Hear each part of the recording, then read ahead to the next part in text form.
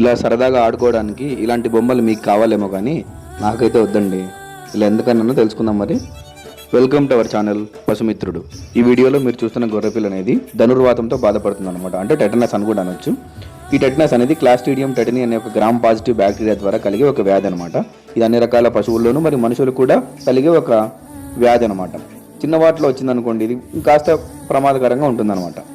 గాయాల ద్వారా కానీ, అంటే క్యాస్ట్రేషన్ సమయాల్లో కానీ, షేరింగ్ లేదా డాకింగ్ సమయాల్లో, ఇలాంటి సమయాల్లో వాటి యొక్క సిద్ధబీజాలు అనేవి శరీరంలోకి ప్రవేశిస్తాయన్నమాట.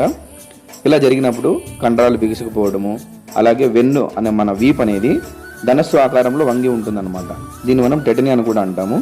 అలాగే దవడ కండరాలు బిగుసుకుపోయి నోరు మూతపడి ఉంటుంది. దీన్ని మనం లాక్ ఆఫ్ జాన్ కూడా అంటాము. చివరి స్టేజ్లో పశువు అనేది ఊపిరాడక చనిపోయే అవకాశాలు ఎక్కువగా ఉంటాయి. ఈ వ్యాధిలో మీరు గుర్తుంచుకోవాల్సిన ముఖ్య అంశం ఏంటంటే వీటికి స్పెసిఫిక్ ట్రీట్మెంట్ అనేది లేదనమాట. పెన్సిలిన్స్ కానీ, సెఫ్లోస్పోరిన్స్ కానీ ఇలాంటి యాంటీబయాటిక్స్ని ట్వైస్ ఏ డే, అంటే రోజుకి 2 సార్లు ఉపయోగించడం వల్ల మనకు మంచి ప్రయోజనాలు కలిగే అవకాశాలు ఎక్కువగా ఉంటాయి.